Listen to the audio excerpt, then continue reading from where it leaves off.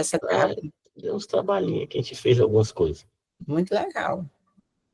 A IA ajudando, certo? Realmente.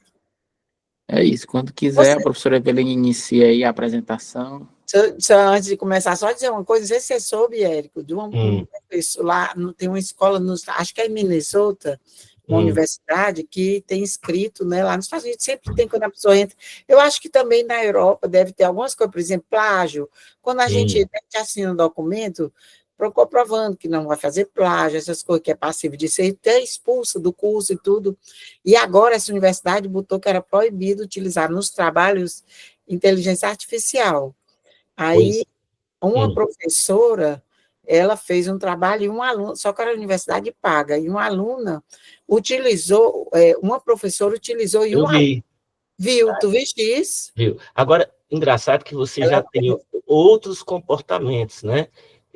Dia desse eu estava numa banca com uma brasileira, que é professora de lá, do Texas, se não me engano, é do Texas, e toda disciplina tem que fazer uso de IA. Toda disciplina. Toda disciplina o professor tem que ter algum trabalho com... Então, você tem diferentes correntes. E tu viu um artigo que saiu, uma discussão no MIT, de um economista, de um doutorando, que publicou, depois eu posso até te mandar, publicou um artigo falando do ganho de produtividade para a economia com a IA, e deu uma confusão que não tem tamanho, e o cara saiu até, porque disseram que o trabalho do cara não é uma confusão. O MIT negou o trabalho dele, pediu para tirar das revistas. Então, nós estamos em tempos nebulosos, né? Com correntes distintas. Aqui no ano passado, a gente teve aqui na universidade, na verdade foi promovido pelo Banco de Portugal, um seminário sobre o uso de inteligência artificial na pesquisa em economia, né? E assim, a ideia geral é que você pode utilizar isso como ferramenta, né, nas diversas etapas da pesquisa acadêmica, né, e do trabalho em si, desde que você seja transparente, né? Para que você usou, com o que você usou, para qual a ferramenta e tal. Então, assim, já aqui na minha universidade, a gente tem muito essa visão de que as ferramentas de inteligência artificial podem ser aliadas no processo de pesquisa, né? Na realidade, ela vem para isso. Ela vem para isso. Então, na realidade, nós vamos passar... eu diria a seguinte coisa, como tudo que está chegando, ele promete, né, muita coisa, depois é o que se realiza e depois a gente se acomoda. Mas, inclusive, a discussão que eu vou trazer aqui da IA é um pouco mais do que essa discussão do chat GPT e os seus similares, né? Sim. Mas a gente vai tentar trazer aqui algumas coisas interessantes. Tá bom. Professora, a hora que a senhora quiser... Pronto, eu acho que agora nós estamos com 16 participantes, eu acho que a gente já pode começar. Certamente vão entrar outras pessoas, mas aí você continua, e antes eu quero lhe dar as boas-vindas, você é nosso membro aqui do Prospecto, né, há muito tempo, desde a inauguração, então é uma pessoa muito atuante, sempre procura estar à frente, né, de tudo. Eu me lembro que nessa área, quando a gente falava em educação financeira, desse negócio de inadimplência, coisa que agora que estão explorando mais, você há muito tempo avançava, participei de palestra sua e tudo, e agora essa parte de IA e tudo, sempre na frente, então é uma grande honra e uma satisfação estar com você aqui. Acho que todo mundo viu, né, os seus atributos, nós fizemos uma descrição, né, Deoclésio? Isso, aquilo ali gerou uma preocupação. Eu é que agradeço, professora, estar aqui, né, abrir esse espaço para a gente discutir. Preocupação por quê? A pior coisa é a expectativa, né? Não, a gente com certeza vai gostar muito e pode começar, e alguém quiser, e você faz as regras. A ideia era você começar a falar, depois discussão. Pronto. Sim, aí vocês é que estão dizendo como é que vocês... primeiro, o seminário tem que usar quanto tempo no máximo? A gente tem usado 20 a 30 minutos. Né? Então, pronto. Ok. Foi para isso que pronto. Foi com isso aí que eu mais ou menos trabalhei, tá?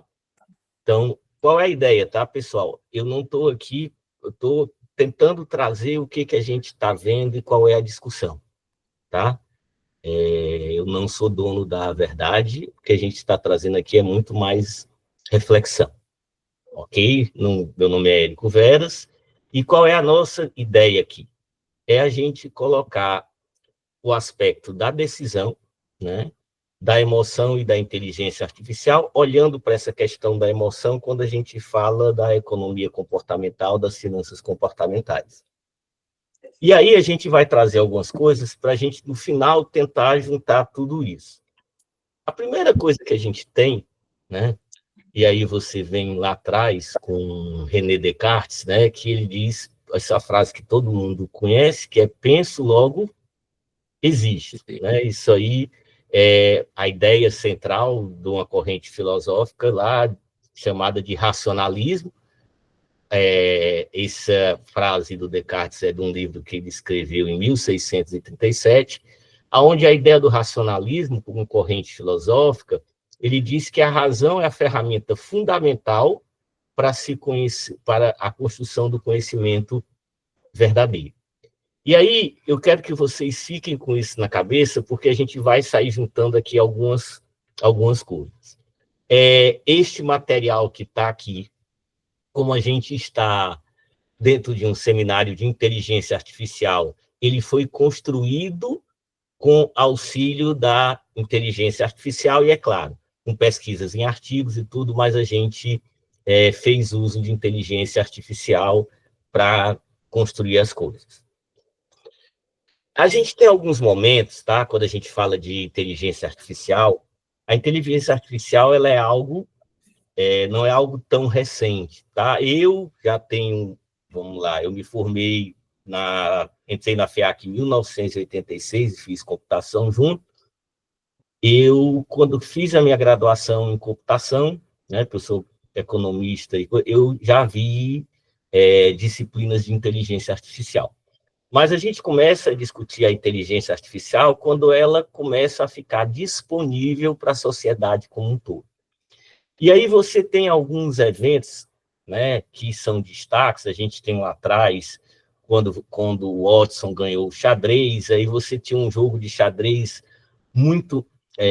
um outro jogo, que é o Go, que é um jogo coreano, um jogo de estratégia, que é considerado como um jogo muito mais difícil do que o xadrez. E aí a gente tem o AlphaGo, que é um programa de IA, que vence um campeão coreano, tá? E isso lá em 2015, e quando chega lá em 2016, esse coreano se aposenta, né, dizendo até aqui a seguinte frase dele: com a IA nos jogos de Go, percebi que não estarei no topo, mesmo se me tornar o número 1 por meio dos meus esforços. Mesmo se eu for o número 1, há uma entidade que não pode ser derrotada, afirmou o rapaz ao se aposentar. E aí, nesse jogo, o que a gente começa, os caras analisaram é que o jogo foi capaz de... A inteligência artificial foi incapaz de enxergar jogadas, uma forma diferente de jogar. E aí a gente já fica com uma pequena pergunta, né, sobre o que é pensar. Né?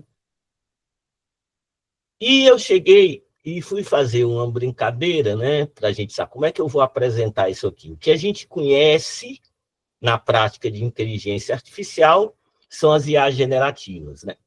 E eu cheguei para o ChatGPT, isso aqui é o que ele me respondeu, perguntei para ele quem ele é e quais eram as limitações, né? Ele diz que é o ChatGPT, uma inteligência artificial criada pela OpenAI. Fui treinado, né, uma coisa interessante, com grandes volumes de textos para entender a linguagem natural. Sou um super assistente capaz de conversar, ensinar, escrever, revisar, calcular e criar imagens. E analisar dados, tá? E aí, como a principal das grandes... Oi, pode falar, fica à vontade, professor. Não, que eu estou achando sensacional essa sua ideia de perguntar a ele. E perguntei qual a limitação. Aí ele disse: não tenho emoções nem vivência real. Minhas respostas são baseadas em padrões de linguagem. Então, a primeira coisa que ele diz é que ele não tem emoção, tá certo? e nem vivência real. E aí eu fui fazer essa experiência também com Gemini, né, da Google. E aí ele me responde, olha a primeira, olha que ele diz que não tem sentimento, né? Mas olha a frase que ele diz: fico feliz em me apresentar e compartilhar um pouco sobre as minhas características. Fui projetado para ser um assistente versátil e informativo. Aqui estão algumas das minhas principais características. Eu consigo compreender e gerar linguagem natural, acesso e processamento de informação, raciocínio lógico, resolução de problemas e aprendizado contínuo. Qual é o meu ponto fraco? Falta de experiência do mundo real, por ser uma inteligência artificial. Não tenho experiências pessoais, emoções ou consciência. Ok? Então, aqui a gente já tem, né, algo que diz, ó, eu não tenho experiência pessoal, não tenho emoção e não tenho consciência. Tenho ausência de criatividade genuína. Embora eu possa gerar conteúdo criativo, como poemas ou histórias, essa criatividade é baseada em padrões e combinações de dados existentes. Não é uma compreensão inata ou originalidade como a humana. Pessoal, o que está nessas duas telas, eu não tirei uma vírgula do que o ChatGPT me respondeu e do que o Gemini me respondeu. E aí, a gente vai falar de decisão, né? Embora a gente esteja com um público aqui que entende o que é uma decisão, a decisão ela é eminentemente um ato de escolha, né? Entre alternativas possíveis. Essa decisão ela envolve um problema ou um objetivo, eu tenho alternativas de ação e eu vou ter uma escolha baseada em algum critério, né? Desde a compra de um carro, o meu critério pode ser o mais econômico, ou o critério pode ser o mais confortável. Eu vou comprar uma comida, quero matar minha fome, o critério pode ser a comida que seja mais saborosa, ou o critério é o preço. Então, a gente tem um problema que tem uma decisão. E durante muito tempo, né, a gente se discutiu que a nossa decisão, a gente era o homo econômicos, né, que age racionalmente buscando alcançar os seus objetivos de forma lógica, né? A gente ele procura maximizar a sua satisfação, e uma outra discussão é que ele possui um conhecimento completo. E aí tem o fato principal, que ele é indiferente a fatores externos, ou seja, suas decisões não são influenciadas por fatores sociais, emocionais ou éticos. Ou seja, eu sou um cara que age, né, de forma racional. Né? A questão da emoção, o fator social, não vai influenciar. Eu sempre vou tentar maximizar dentro da visão de utilidade. Com o passar do tempo, a gente tem uma evolução disso aqui, que é a economia comportamental, que a gente diz que essa racionalidade é limitada, né? Ela demonstra que o homem tem uma racionalidade limitada e ele é influenciado por aspectos emocionais, né? Aspectos que não são tão racionais. Então, o coração não é só o racional, o coração também decide. E aí, quando a gente entra para a economia comportamental, nós estamos falando de uma junção entre a questão de aspectos econômicos e a questão de aspectos psicológicos. E aí nós temos diversas discussões, a mais recente que a gente tem ali, além do nude, outra coisa, a história de rápido e devagar, sistema 1, sistema 2, sistema 1 intuitivo e automático, sistema 2 lento e analítico. Então, a gente sai lá de um homem puramente racional, começa, ao longo do século passado, né, a discutir essa questão de economia comportamental e começa a trazer para dentro das nossas decisões os aspectos psicológicos, emocionais e sociais. E aí a gente faz uma pergunta para vocês dentro do ambiente que a gente está hoje. Vocês acham que as suas escolhas são realmente suas? O que está acontecendo cada vez mais com a gente, pessoal? Está aparecendo o algoritmo, né? E aí, o que é o algoritmo? Onde é que está o nosso algoritmo? E aí, essa é a inteligência artificial que a gente vai discutir aqui. não é a inteligência artificial do ChatGPT, porque aquela você tem plena consciência, você está indo lá, está fazendo o seu prompt, está perguntando. Mas nós temos cada vez mais uma inteligência artificial que está presente e que está influenciando nas nossas decisões e a gente não está vendo, né? E aí a gente tem dois grandes modelos, que é o Machine Learning e o Deep Learning. O Machine Learning, eu não vou entrar aqui numa discussão técnica, que não é esse o nosso objetivo, mas o Machine Learning, ele trabalha a partir de a construção de determinadas características e a partir disso eu começo a classificar as coisas. Vamos lá, a primeira grande experiência que você tem de Machine Learning é você ser capaz de reconhecer um gato, tá? Quando a gente pega lá aqueles... quando a gente está entrando em algum software que alguém pede para você reconhecer se tem quais são as imagens que tem um carro, quais são as imagens que tem um semáforo, quais são as imagens que tem algum animal. É basicamente um algoritmo de machine learning. O deep learning, se vocês olharem para a figura, eu vou desenvolver, tá? Então, deep learning é uma variação do machine learning. Aqui eu estou falando com redes neurais. Aqui a gente efetivamente começa a aprender, tá?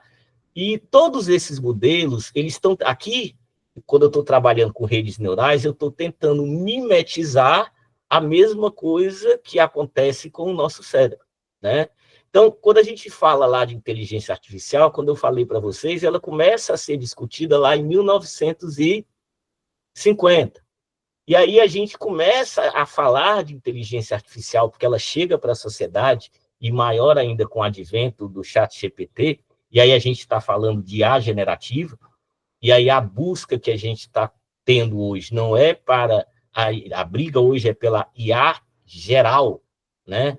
Que seria a IA que vai ter efetivamente uma capacidade de aprender. Então, o que a gente quer discutir é o algoritmo. Aonde é que está esse nosso algoritmo no nosso dia a dia? Tá? A gente está lá no Netflix, um sistema de recomendação, aquilo ali é puro machine learning, onde a personalização da experiência é 80% da visualização influenciada pelo algoritmo. Eu tenho uma experiência nisso aqui, interessante. Eu peguei o meu Spotify e toda vida que os meninos entravam no carro, eu dizia para eles conectarem a conta, fazer uma sincronização ou usar a minha conta. O que aconteceu com o passar do tempo? O Spotify começou a gerar playlists para mim completamente diferente. O meu filho um dia desse chegou no carro, papai, você está escutando essas músicas? Não, ele aprendeu, né, com as pessoas que usaram o meu Spotify.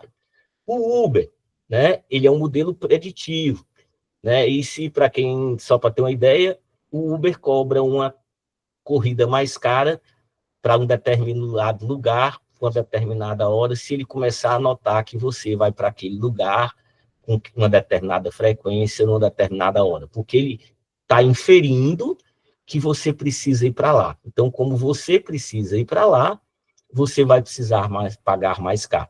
As redes sociais, né, e eu acho que quem assistiu, ouviu, veja o dilema das redes, né, que é muito interessante, e aí eu tenho uma curadoria de conteúdo, e aí qual é a grande questão? Se você quiser ver alguma coisa diferente, você vai ter que treinar o algoritmo, porque senão ele lhe bota numa bolha de eco, aonde você só vai ver aquilo que você concorda.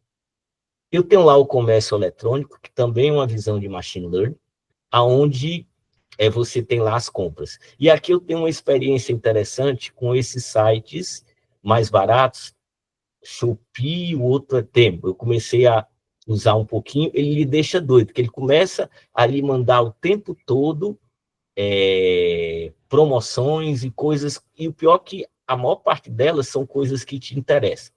A publicidade digital, que é a otimização de anúncios, e diversos contextos de trabalho, que é a gestão algoritmo. E aí a gente tem o condicionamento.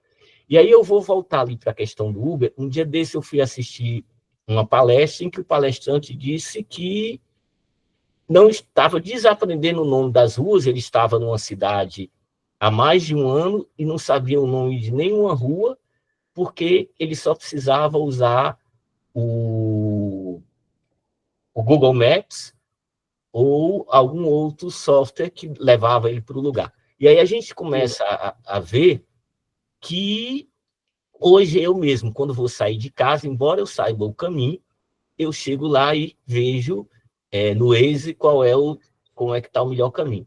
E às vezes eu troco o caminho dele porque eu notei que ele está sempre indo para o mesmo caminho, porque o Waze precisa dos outros Wazers para poder lhe indicar o caminho. Então, você vai ficar com uma decisão viciada, tá? E aí você começa a criar um determinado condicionamento, né? Quais são os impactos disso? E essa IA, pessoal, você não está vendo. Você não está pedindo nada por trás dela, mas ela está afetando a tua decisão. E aí você já tem algumas discussões sobre a questão na dimensão cognitiva, o efeito positivo, né? Melhoria da tomada de decisão, por exemplo, lá na questão da medicina, mas você tem uma discussão da erosão do pensamento crítico e da reflexão profunda. Eu não sei se vocês viram o artigo que o Gildemir postou, né, que na realidade ele é um pedaço de um experimento, um artigo que saiu na Times, falando de um grupo de 3 estudantes que fizeram trabalhos com ChatGPT, o outro fez com o Google, mas não inteligência artificial, e os outros fizeram sem nenhuma ferramenta. O pessoal que fez com o ChatGPT, quando pediram para explicar o trabalho, o pessoal teve dificuldade. O pessoal que fez com a ferramenta intermediária, com um buscador, conseguiu explicar algumas coisas. E o pessoal que fez tudo sem um buscador teve o melhor resultado. Então, o nosso cérebro está terceirizando algumas coisas. Tá? E aí, na psicologia, você tem várias discussões, como o declínio da inteligência social e emocional. A gente tem a questão da ansiedade algorítmica, né? Então, o algoritmo gera uma certa ansiedade. A gente começa a ter uma questão da crise de identidade e busca por uma validação, porque a gente tem a questão do engajamento. Na questão social, eu tenho a polarização e a fragmentação, porque eu só vou conversar, né? Eu só vou ser levado a participar de grupos e conversar daquilo que tem sinergia com a forma e que eu tenho engajamento, né? E eu posso ter, em alguns casos, como o algoritmo tem uma semente, eu posso ter até uma discussão de racismo, de determinadas coisas no algoritmo. E a outra discussão, que é de autonomia ou agência, é a perda da independência, o desafio à liberdade. Eu chego agora, e aí a gente, em alguns momentos, brinca, né, que essas ferramentas viraram o santo grau, né? Ou seja, eu chego lá, está certo porque foi o ChatGPT que me disse. No passado estava certo porque tinha sido o Google. Então, o nosso desafio, a liberdade de escolha, a autenticidade, está ficando sem a gente notar, a nossa decisão está cada vez mais sendo afetada. Por quê? Porque a gente começa a ter a inteligência artificial como um agente racional, a capacidade da IA de tomar decisões mais racionais. Que decisão? Qual é o caminho que eu vou para a universidade? O que eu vou comprar? Quais são os livros que vão me oferecer? Quero um roteiro de viagem. Então, essa IA, em alguns momentos, ela toma a decisão. Em alguns momentos, ela influencia de forma forte a sua decisão. Alguns riscos emocionais e comportamentais do algoritmo. A gente já falou um pouco, né, que é a questão da bolha, a questão do vício, da manipulação. O algoritmo, ele trabalha para gerar engajamento. E então ele vai influenciar uma influência indevida na tua escolha.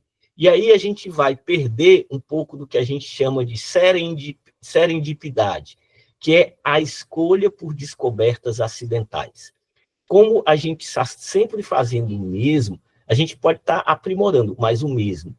Quando a gente consegue ir para caminhos diferentes, a gente pode escolher, pode descobrir, né, ter descobertas acidentais.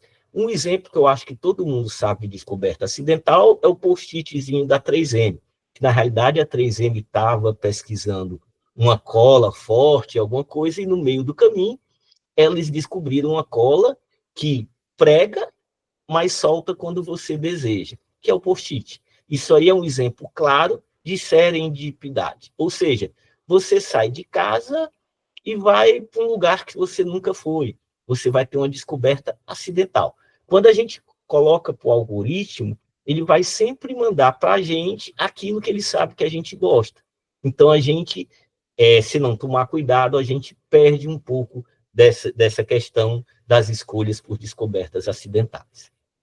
E aí a gente começa a discutir, pessoal, uma evolução, né, do homos lá econômicos para o homem da racionalidade limitada, e a gente começa a ter uma discussão do que a gente chama do híbrido algoritmo. O que é o híbrido algoritmo? É um conceito, ele ainda não está totalmente feito, tá? Ele está sendo discutido em algumas coisas, que ele é o ser humano na era digital, cuja agência, ou seja, a decisão, é extremamente influenciada por dados e sistemas inteligentes. E aí eu vou fazer uma grande pergunta aqui para a gente colocar e depois discutir. Eu estou dizendo que a decisão é influenciada por um agente, né? E que esse agente me disse lá no começo da nossa apresentação que ele não tem emoção, que ele não tem experiência, que ele é extremamente racional. E aí nós vamos ter um grande desafio dentro da economia comportamental de enxergar como é que esse agente racional, que é uma volta ao Homo econômicos, vai representar o que ele vai influenciar na nossa decisão. Ele representa uma profunda interconexão entre a inteligência natural e artificial, ampliando forças e compensando fraquezas. Quem é esse híbrido do algoritmo? Ele apresenta uma profunda transformação de agência humana, impulsionada pela ubiquidade de dados e sistemas inteligentes. Ele introduz o híbrido do algoritmo, redefinindo o que significa ser o homem e como as decisões são formadas em um ambiente hiperconectado. A gente pessoal, o que a gente pensa, o que entregam a gente de informação e aquilo que a gente acredita. Quando eu começo a ficar num ambiente em que alguém começa a induzir muito o que eu vejo ou o que eu deixo de ver, eu estou limitando o meu processo decisório. Ok? Isso é uma grande reflexão que a gente tem. O homem híbrido algorítmico não é mais plenamente consciente das suas escolhas. Ele terceiriza o seu pensamento para sistemas preditivos, né? Ele naturaliza, as sugestões automatizadas como se fossem preferências pessoais.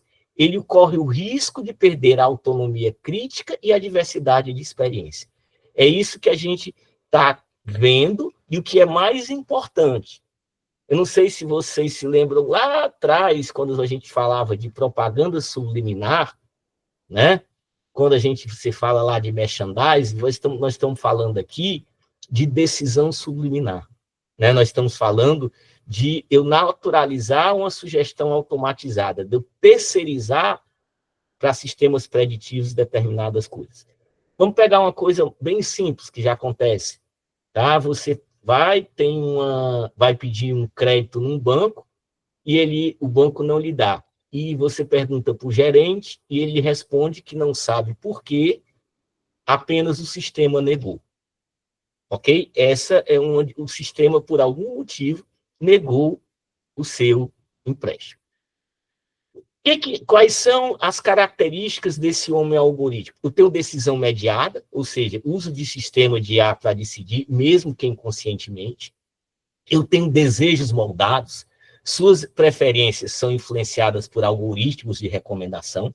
Eu tenho a questão da identidade conectada, a autoimagem e o comportamento se ajusta àquilo que é valorizado, e aí a rede começa a ser tão importante, que eu não sei se vocês viram, mas os Estados Unidos agora vai exigir acesso às suas redes sociais para quem vai pedir visto de estudante. Semana passada eu fui ver para renovar o meu visto, E uma das coisas na entrevista que me perguntaram lá no formulário, né, numa entrevista eu vou ter que ir depois, é se eu tenho rede social, e perguntaram qual era o meu LinkedIn, perguntaram qual era o meu Instagram e perguntaram qual é o meu Facebook. Por quê? Porque o que está lá reflete um pouco o que eu penso. A autonomia é reduzida, as escolhas são filtradas, priorizadas ou induzidas por sistemas inteligentes. Um consumo algorítmico, o conteúdo, produtos e experiências são curados, né, por uma lógica de inteligência artificial. A emergência, e aí a gente traz aqui algumas reflexões, né? A transição do Homo economicus para o híbrido do algoritmo refigura e reconfigura a agência humana, com benefício em eficiência, mas traz desafios em cognição, em aspectos psicológicos, sociais e autonomia. Em síntese, quais são as sínteses desses desafios? A erosão do pensamento crítico, a ansiedade, a polarização social, a perda da agência e, em alguns casos, a amplificação de preconceitos. E aí, paralelo a isso, começam a surgir outras áreas de pesquisa e de discussão. A gente fala agora, assim, de machine behavior, ou seja, eu vou investigar como é que o sistema de inteligência artificial, como é que o algoritmo se comporta. O que a gente está dizendo agora? Eu criei algo, isso é muito interessante, que agora ele tem a capacidade de ter um comportamento. E aí eu estou querendo estudar como é este comportamento, que foi um pouco do que aconteceu lá no Go. O grande campeão, o cara trouxe jogadas que eles nunca tinham imaginado. E ele foi ensinado com as jogadas que existiam. Isso significa que ele foi capaz, né, de criar algo diferente. O Machine Behavior é uma nova fronteira nos estudos das tecnologias. Ele convida cientista, engenheiro, psicólogo, sociólogo e economista a tratarem sistemas de IA não apenas mais como ferramenta, mas como atores no ecossistema social e comportamental. Então, a gente está trazendo um outro componente nesse ambiente do homo algoritmo, que é o comportamento da máquina. Tem uma outra discussão, né, que é a algoritmocracia, que é o termo que descreve o cenário onde os algoritmos exercem uma influência predominante e crescente nas decisões políticas em diversos aspectos da vida social.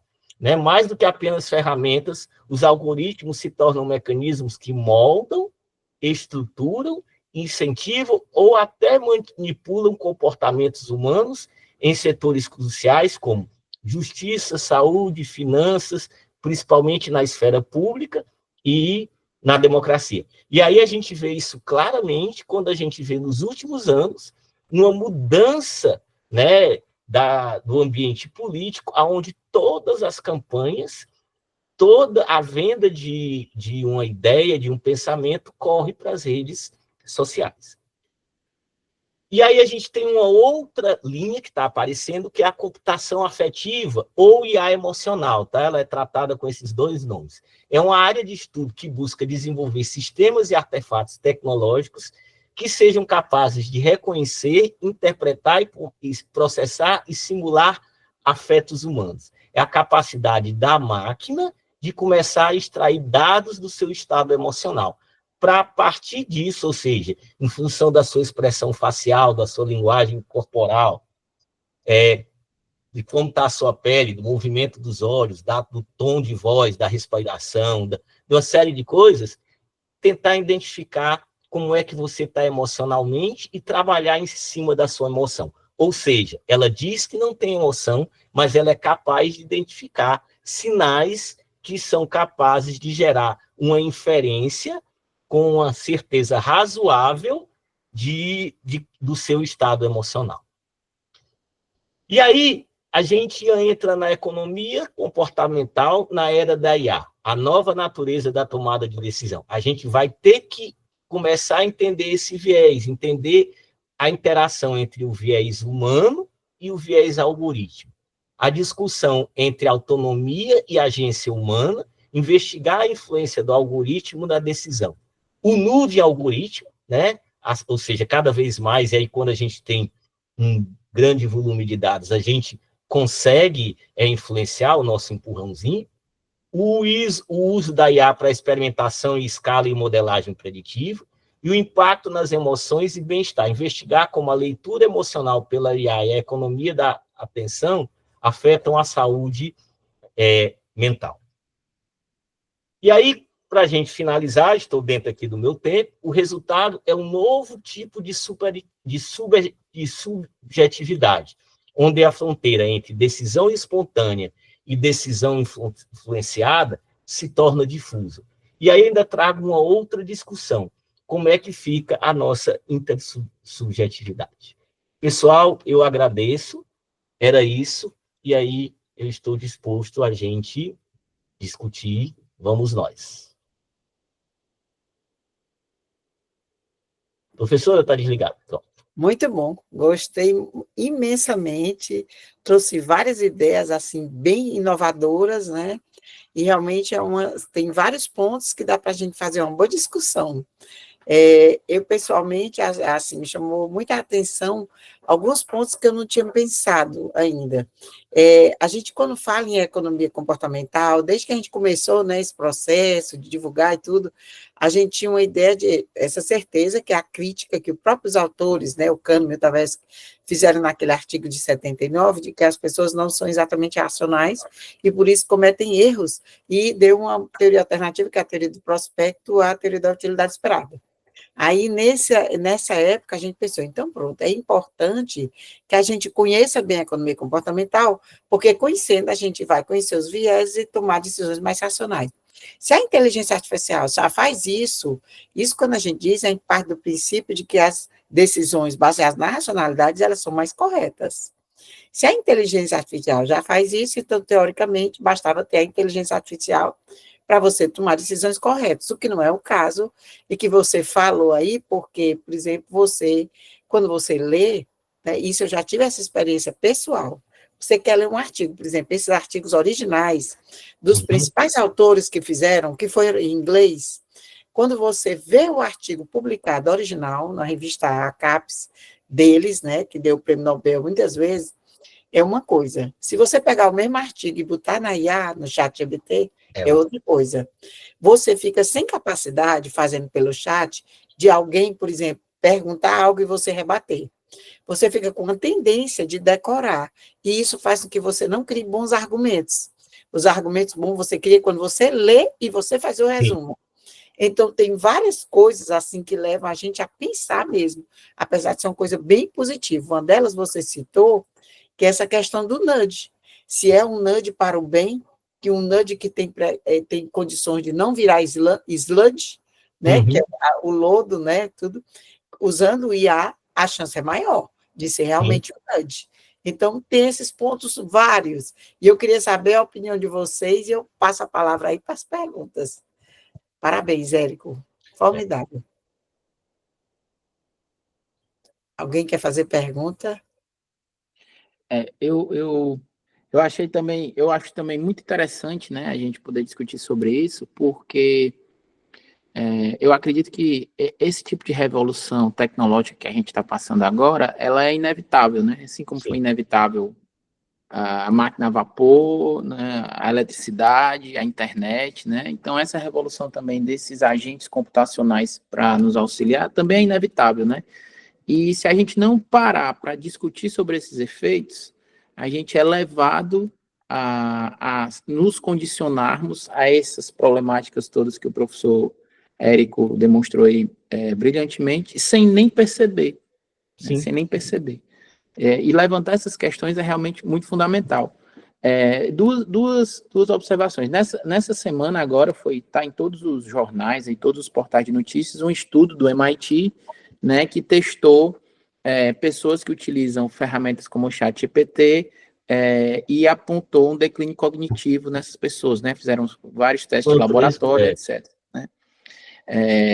E então isso demonstra realmente, cientificamente, de que há realmente uma espécie de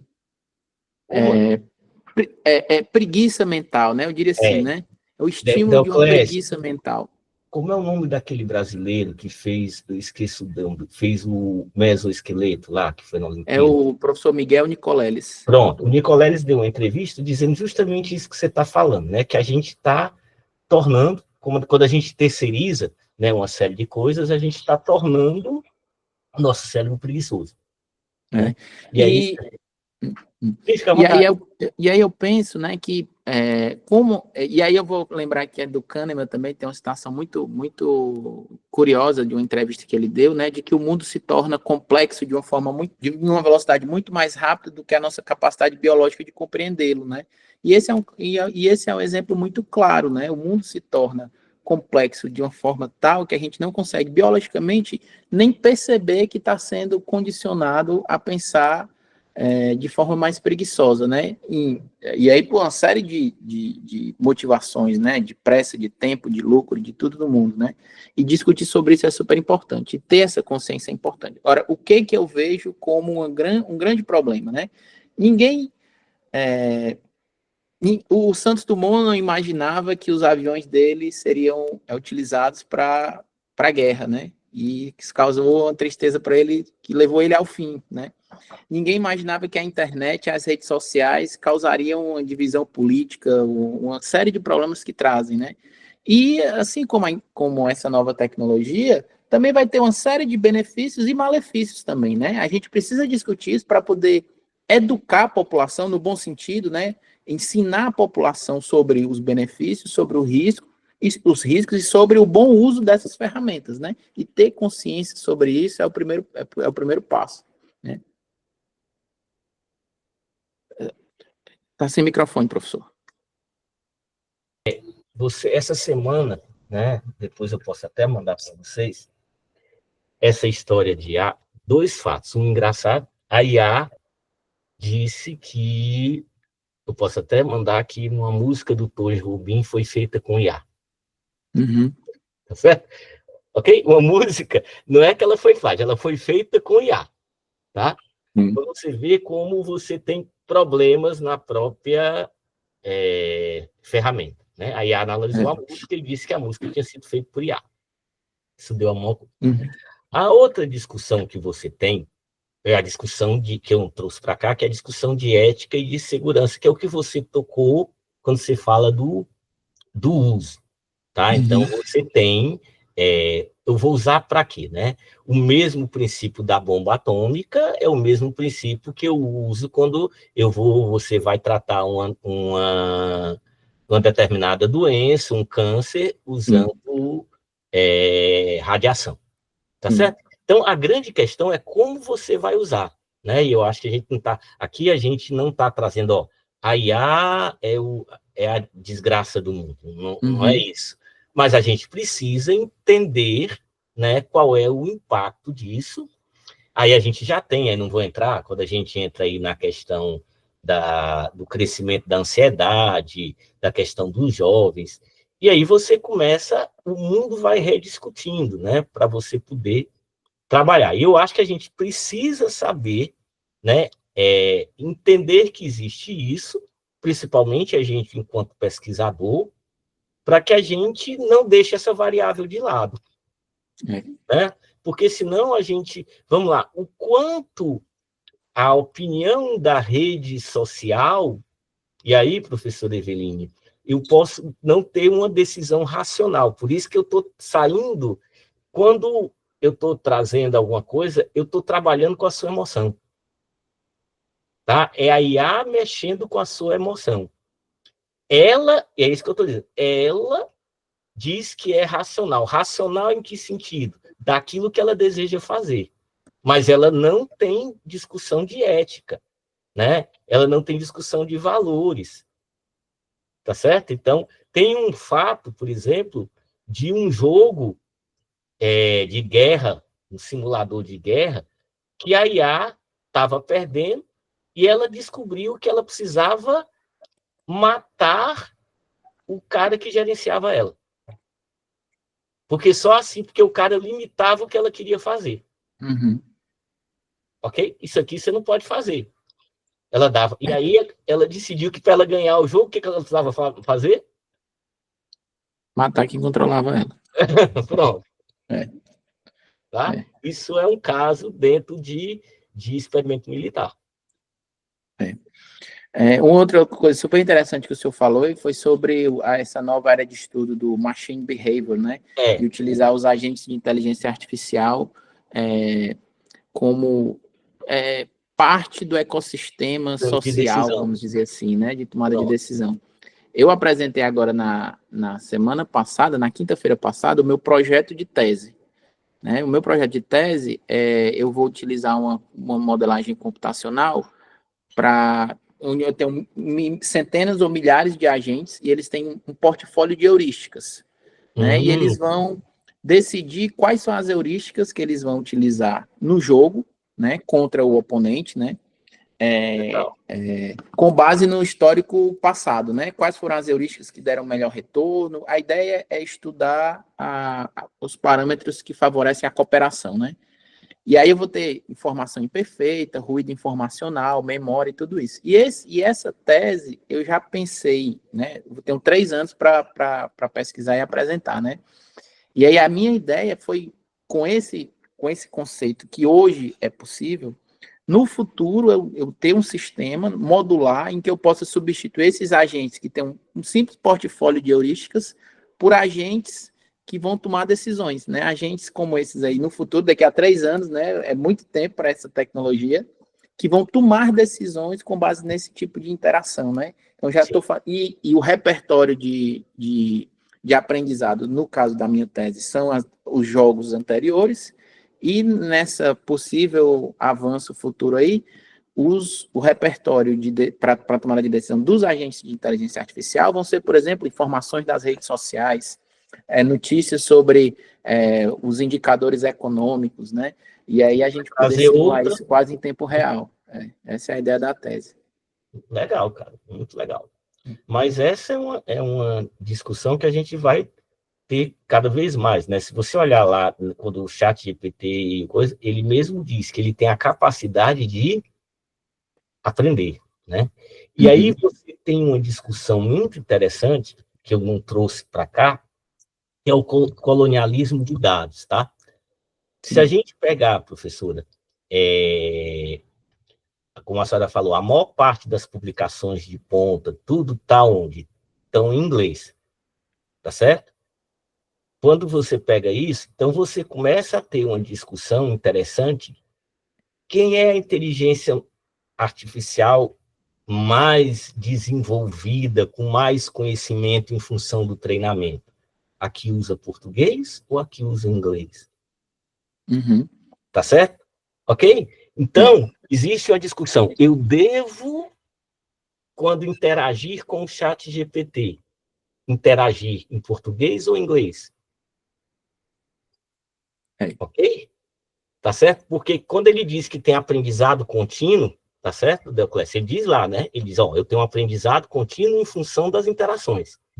A língua portuguesa no mundo, ela é minoria.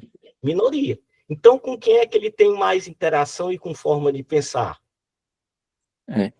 Tá certo? E essa própria discussão do colonialismo de dados, né, passa também pelas bases de dados que foram utilizadas para o treinamento, os grandes volumes de dados, né? Eu vi um artigo há algum tempo atrás que dizia que 80% do conteúdo utilizado para o treinamento das inteligências artificiais eram conteúdos ou americanos, ou da América do Norte, ou da Ásia. Então, né? No hemisfério norte, até a Europa tá fora desse contexto, muito mais por causa das leis de proteção de dados europeias que são mais restritivas, né?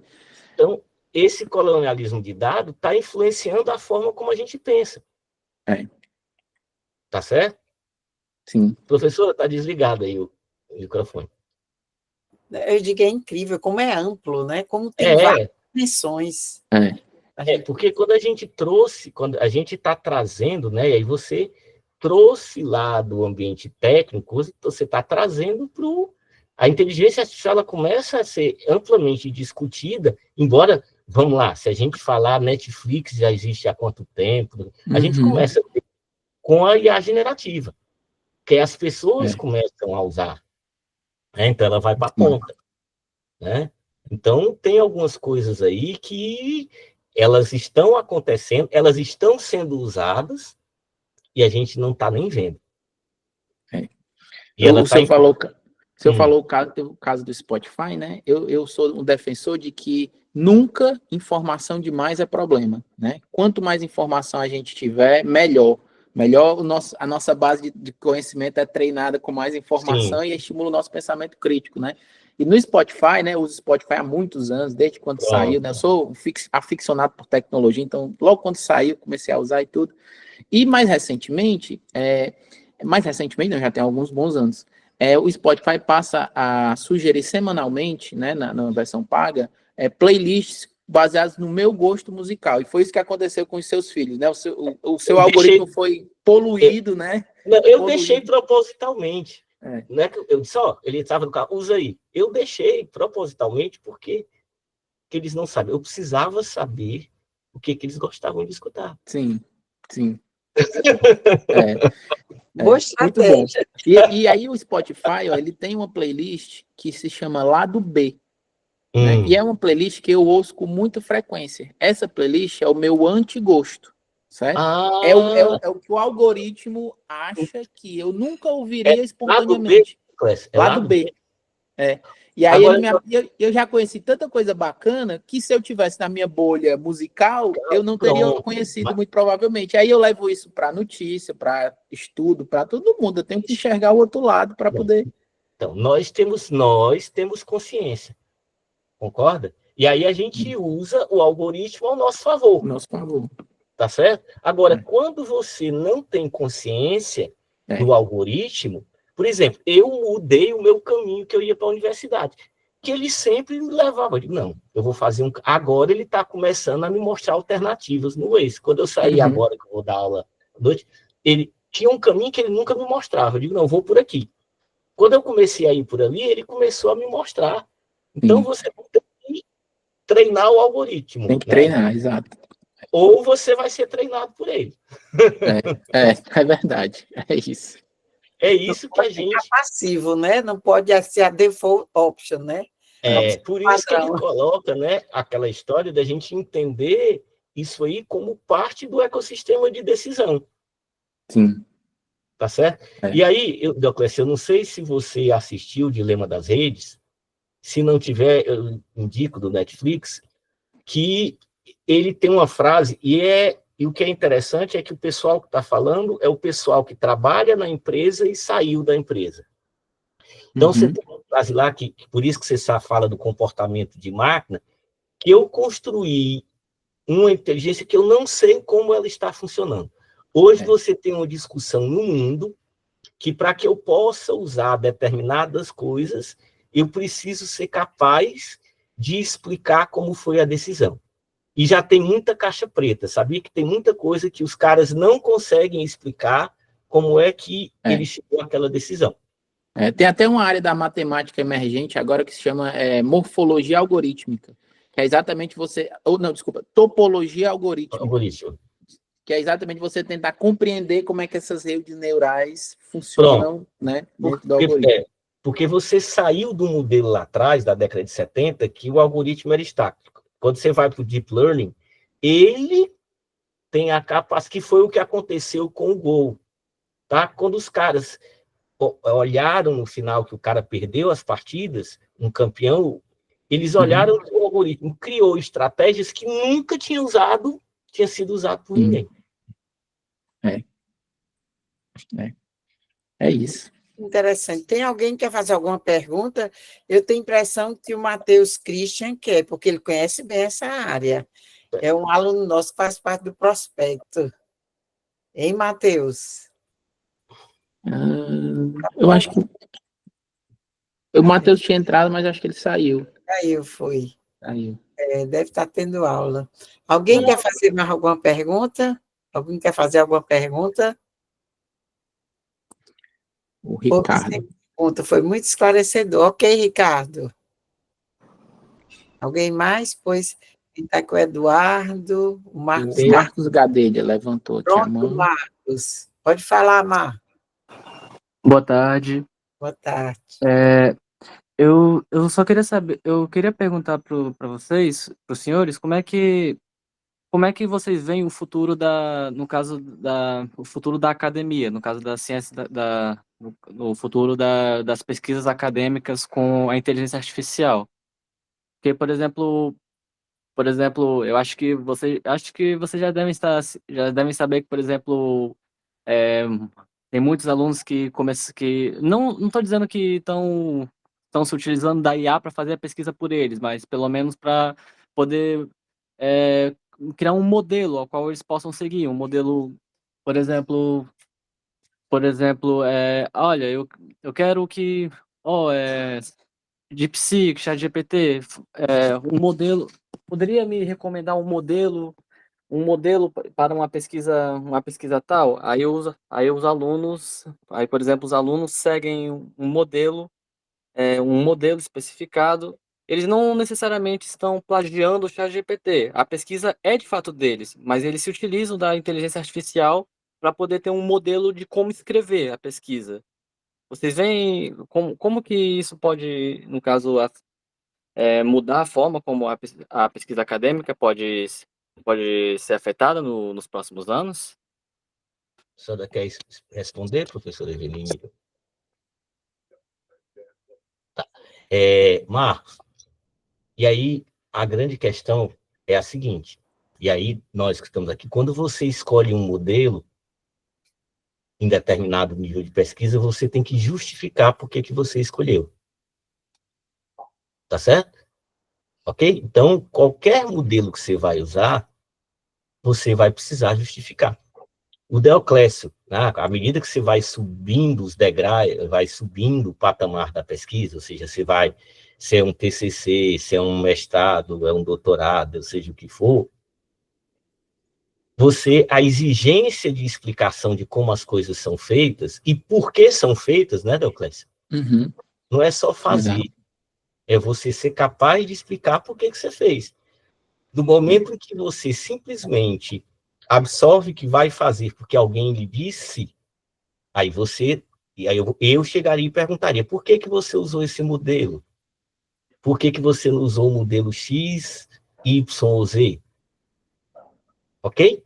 Então, a pesquisa, ela é isso, quando você monta uma pesquisa, você tem que saber o porquê que você está fazendo aquilo.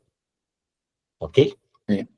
E na academia, viu, Marcos e professor Érico, existe uma ferramenta, né, que é exatamente a validação por pares, né? O que é isso, né? São outros pesquisadores, são outras pessoas que, independente do nível acadêmico que você esteja, né, na graduação tem a banca, né, tem o seu orientador, às vezes tem um co-orientador, no mestrado da mesma forma, no doutorado, aqui, por exemplo, na Universidade do Porto, o meu projeto de tese eu tive que apresentar para todos os professores do doutorado, né? Não foi só para minha orientadora, foram para os meus colegas e fui sabatinado pelo projeto de tese, né? Nem o trabalho ainda, né? Por que eu escolhi aquele tema?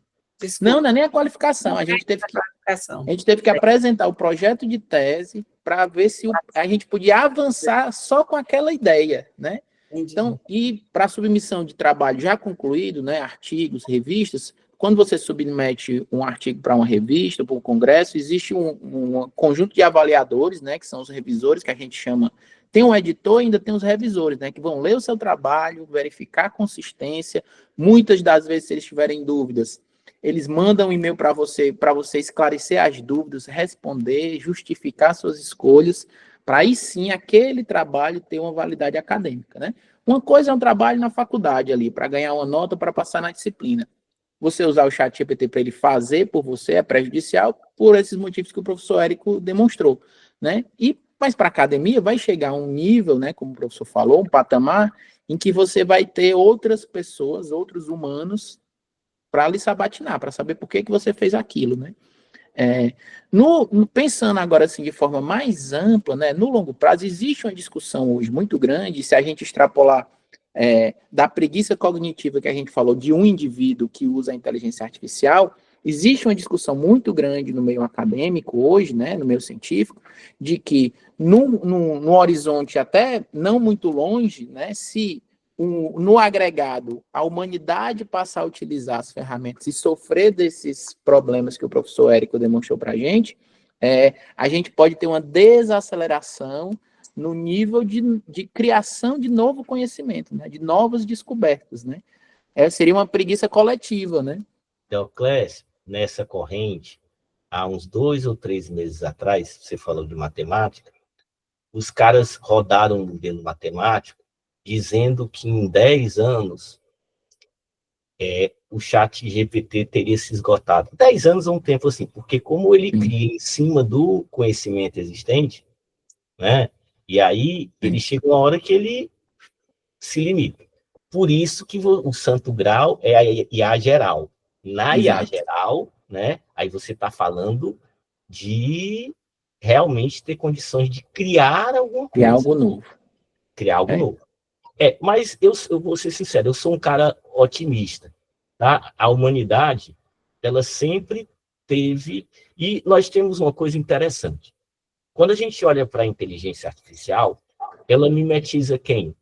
Ela mimetiza a nossa inteligência. Uhum. Quando a gente fala de rede neural, é uma mimetização da sinapse. Do nosso cérebro. Certo? A gente conhece o nosso cérebro? Não. Você está entendendo qual é o meu raciocínio? Se o criador né, não conhece ele como um todo, né, a não ser que você caia naquela que a criatura vai superar o criador. Tá certo? É isso que... E aí a gente não sabe, inclusive, né, como é que as emoções, as memórias influenciam nas nossas decisões. Né? A gente tem algumas inferências sobre isso, mas a gente está aprendendo ainda sobre isso. É verdade. É isso. Então é isso. Eu acho que tem muita coisa, né, que a gente ainda vai ver. Eu não sei se vocês se lembram, mas, por exemplo, quando apareceu calculadora, todo mundo disse que o pessoal ia desaprender matemática. Era. Né? Se lembra? Não, os alunos, ninguém vai mais estudar tabuada. Era proibido e tudo, porque tinha que não podia usar calculadora, é verdade. Lembra? Tá certo? Achavam que ninguém ia desaprender. E eu fui fazer o ensino médio numa instituição que exigia, você só conseguia fazer a prova com calculadora. Tá certo? Ou seja, a questão, o que o cara queria era o raciocínio. Fazer conta você faz.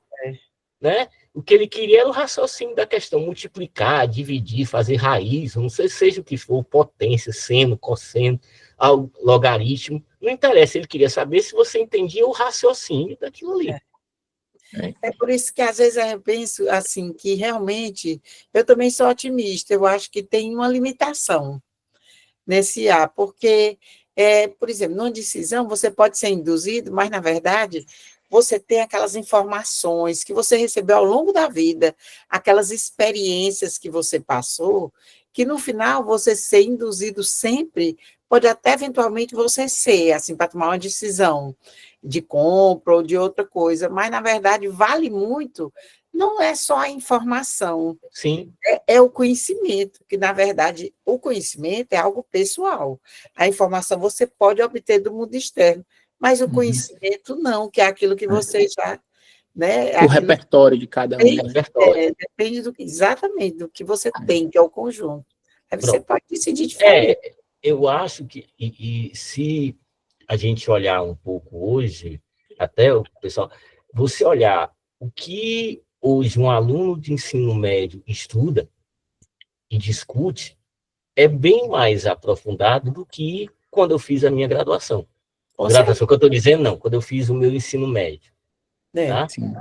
Então, vamos lá, de um lado você recebe, e do outro lado a régua sobe. É verdade. Tá certo? Ok? Uhum.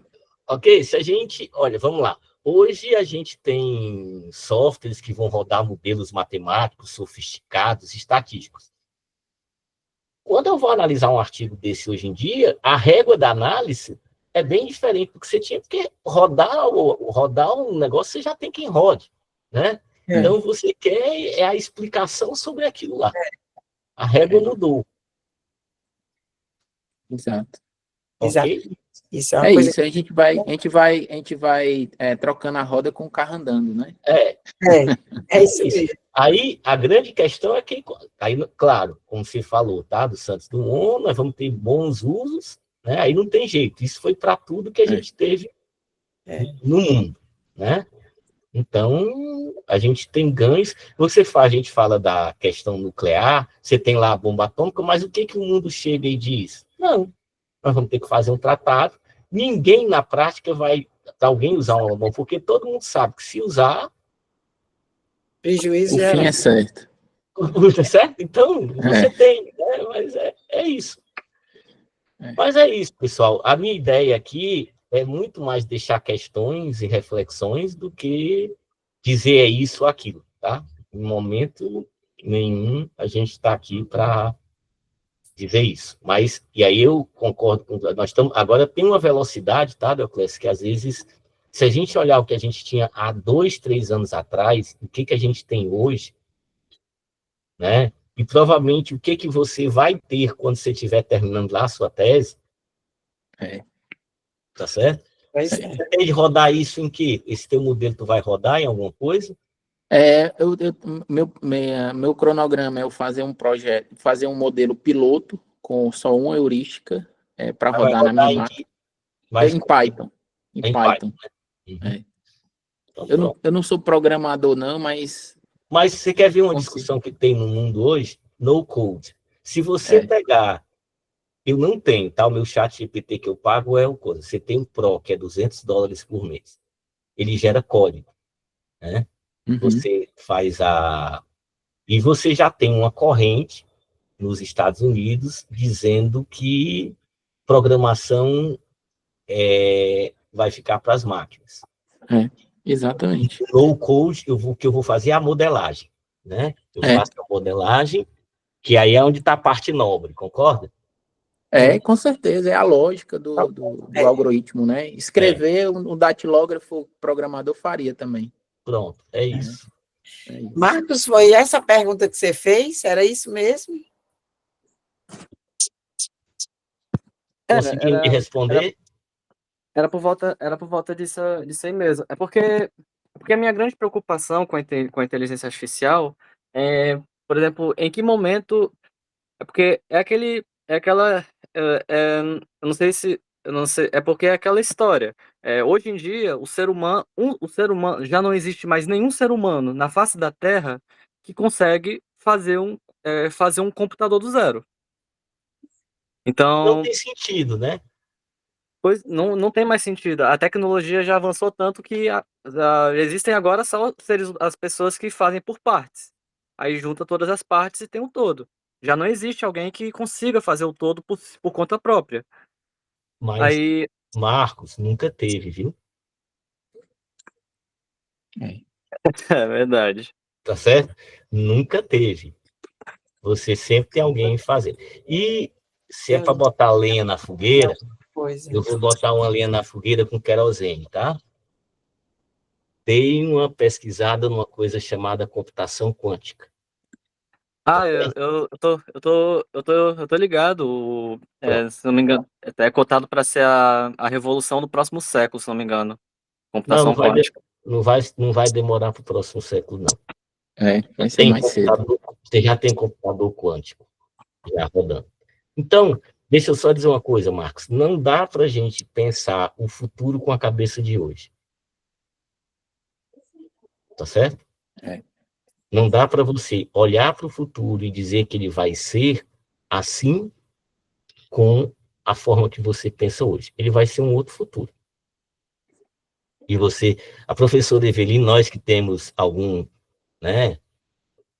tempo de universidade, é bem diferente quando eu fui, aí eu estou contando o meu tempo de universidade desde a graduação, tá certo? Então, a conta é grande, tá?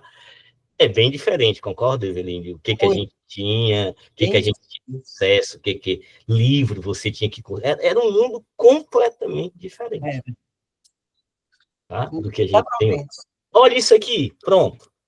Isso aqui, vamos imaginar, está aqui, poderia o Deoclésio, nós estamos aqui numa conversa, o Deoclésio está em Portugal, eu não sei onde é que as outras pessoas estão.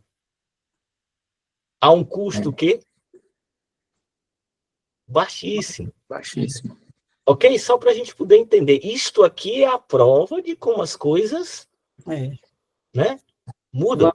Era impensável. Era impensável, né?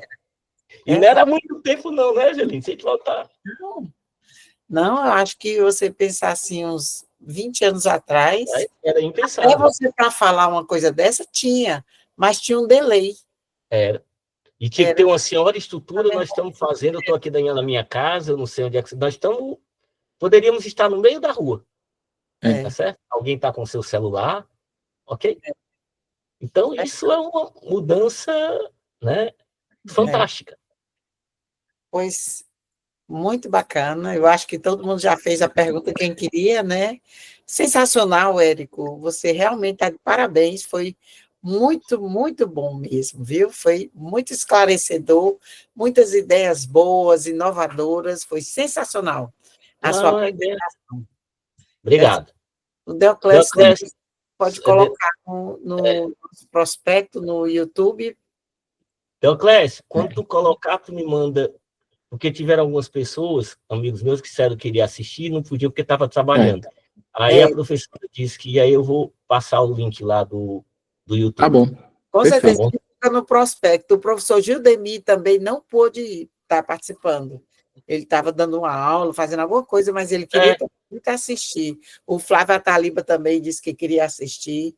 Aí depois, pronto, né? Eu agradeço a cada um. Foi sensacional. Sensacional. Vamos aguardar as próximas mudanças, né? Como diz aquela música, né, dos anos 80, né? No balanço das horas, tudo pode mudar, né? Então, semana que vem, tudo pode mudar. Deoclésio gosta de música, né, Deoclésio? Eu gosto. E Deoclésio também, viu? Mas valeu aí, Deoclésio. Sensacional, pessoal. Muito obrigada, viu, Kelly? Tchau. Muito bom, tá? Um abraço aí. Obrigado, todo mundo. professor. Obrigado demais, viu? Eu que agradeço a todo mundo. É sempre bom a gente conversar. Tchau. Deoclésio, obrigado mais uma vez, tá? Foi sensacional.